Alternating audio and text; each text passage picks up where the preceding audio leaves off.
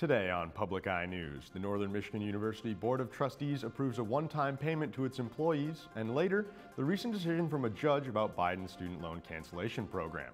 Breck Brearley will have your weather forecast for the next couple days, and Toby Camilli will have today's sports breakdown. I'm Bradley Seaborg, and this is Public Eye News.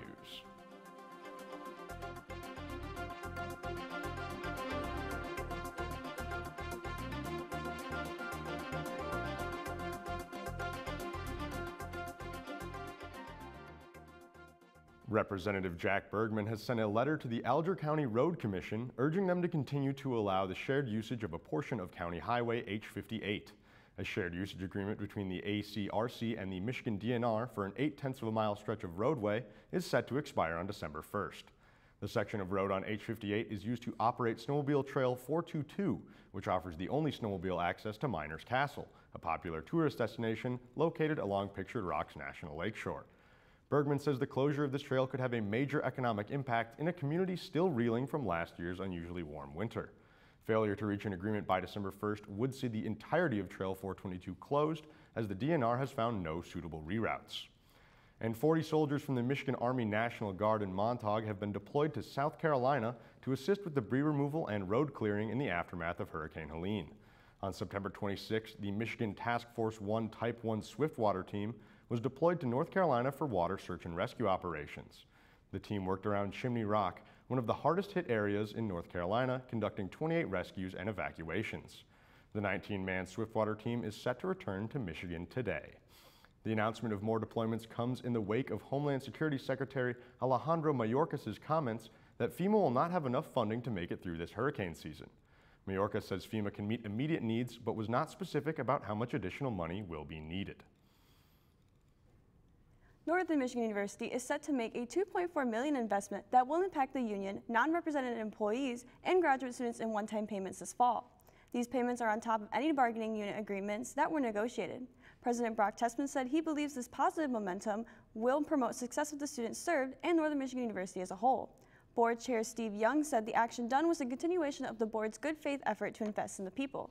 Young also said that it's important to focus on the faculty and staff to grow the university. Tessman also highlighted that interconnectedness with the people and place is what NMU is focused on. Lake Superior State University has announced the launch of a prison education program, Step Up. This program is designed to extend educational support to underserved population.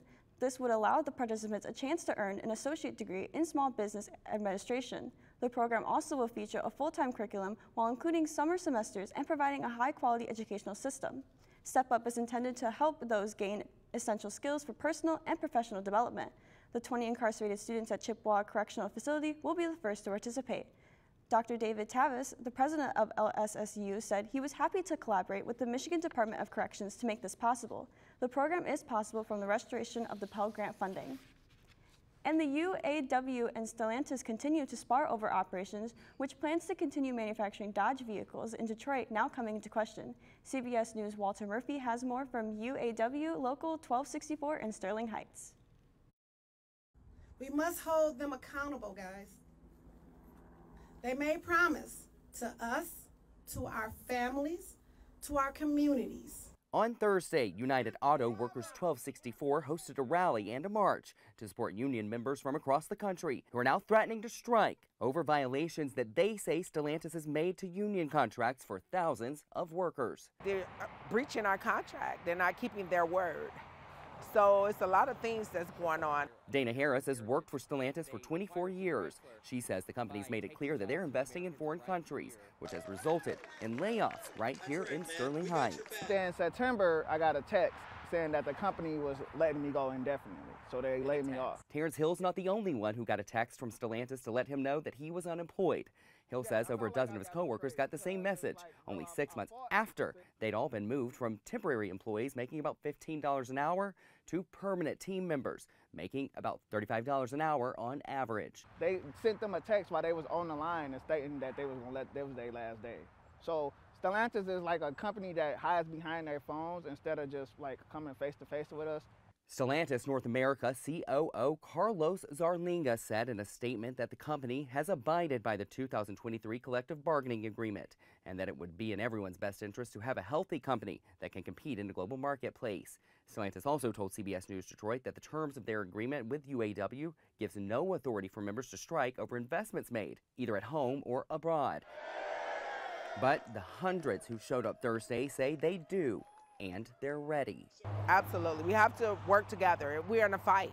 If it comes down to it, yes. If it comes down to us striking, if that's what we have to do, that's what we have to do. I did ask several of the union members exactly when they plan to go on strike if their demands are not met by Stellantis. Right now, they tell me they don't have an exact date. Reporting in Sterling Heights, I'm Walter Murphy, CBS News Detroit. Don't touch that dial. We'll be right back with your weather and national news after this short break.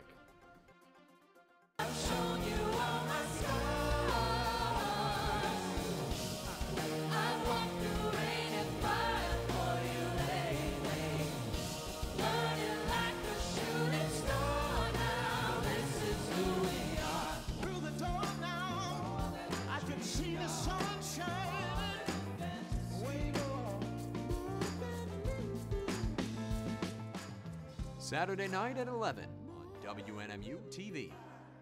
And welcome back. My name is Beck Brearley, and I'll be giving you a weather update for the day. Looking at the roof cam, it's looking like a gorgeous day on the Academic Mall right now. Looking into some current conditions across the UP. Starting in Houghton, we have a high of 59 with sunny conditions.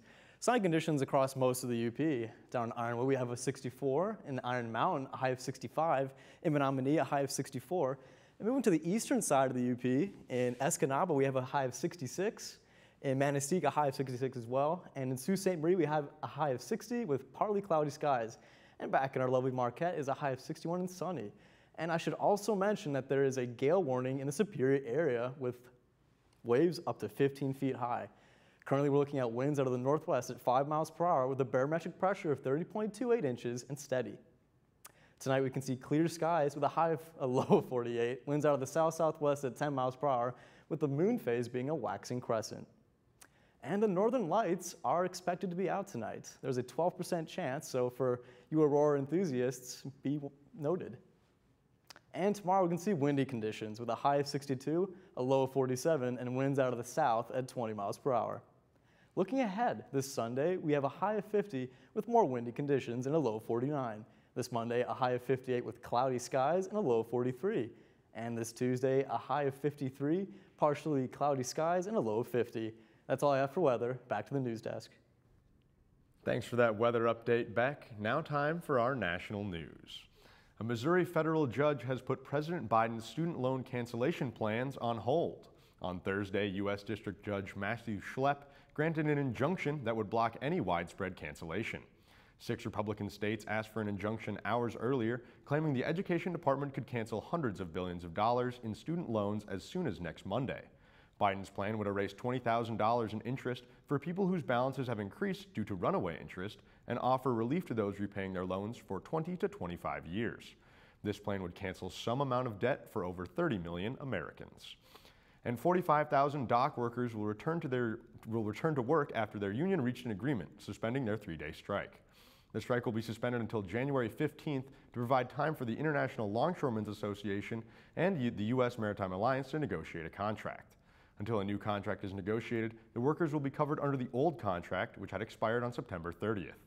The union has been demanding a 77% increase in pay over 6 years and a complete ban on automation at the ports. The U.S. Maritime Alliance had initially offered a 50% increase in pay over 6 years, but in a joint statement, both sides say they have reached a tentative agreement on wages.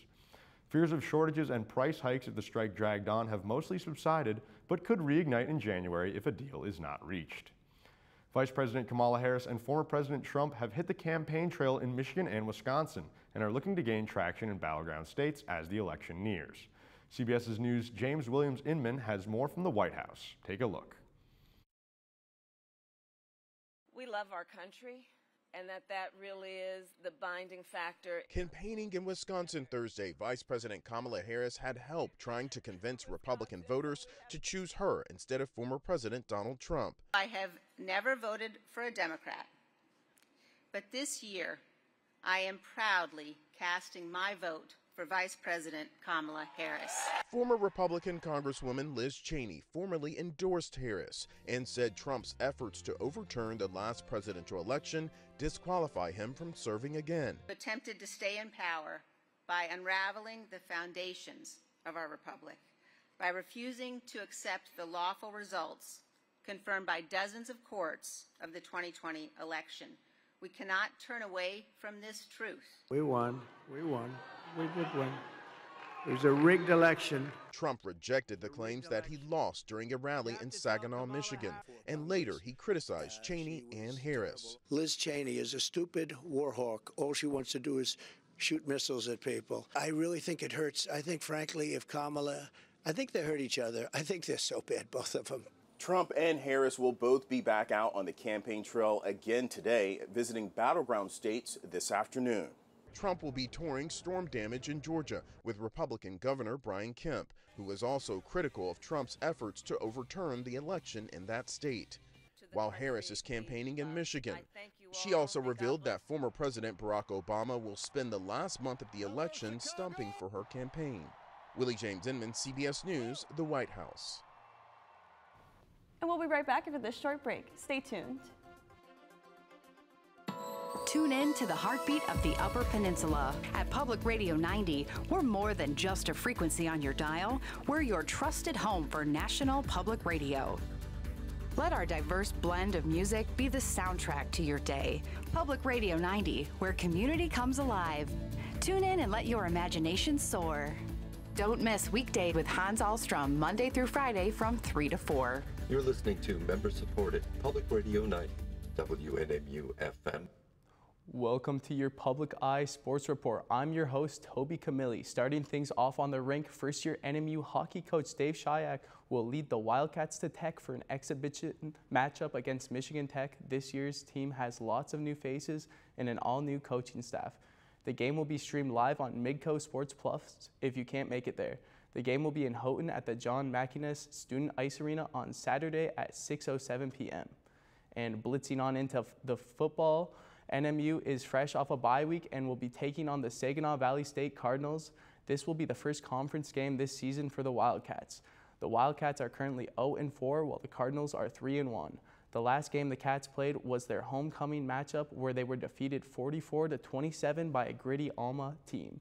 In the last game the Cardinals played, they overcame the University of Indianapolis 28-24 after scoring 14 points in the fourth quarter. NMU head coach Shane Richardson said the team used their bye week to their advantage and worked on some important fundamentals. The game will be held at the Superior Dome on Saturday at 1 p.m. And spiking it on to volleyball. The NMU women's volleyball team continues their homestand this weekend. Tonight, the Cats welcome Saginaw Valley to town, hoping to extend their 2-1 home record against the Cardinals, who are 0-3 in away games. This comes after a 25-6 decimation of Davenport University last weekend, the biggest set win in head coach Lozier's tenure. Tonight's first set will be at 6:30 p.m. and keeping it in the conference, the number 3 GLIAC-ranked Wildcats will also host Lake State for the first matchup between the two programs this season. That'll be tomorrow at 4 p.m. in the newly renovated Van Dement Arena. That's all for sports. Now back to the desk. Thank you, Toby, for that sports update. Wow, you know, they did rebuild the new Van Dement Arena. Have you been able to see it? I have, actually. It's really nice, and I'm excited to watch some volleyball in it. I think it looks good. I want to go and see it. I'll try to get to a game eventually, but I'm excited to see what we could come out of it, and maybe we'll do better with volleyball and everything. So I'm really excited for it. Any other games you're deciding on catching on? You going to catch that football game? Oh, yeah. Big unfortunately, that's all the time we have at Public Eye News. I'm Bianca Kroll. And I'm Toby Camilli. And we'll see you next time.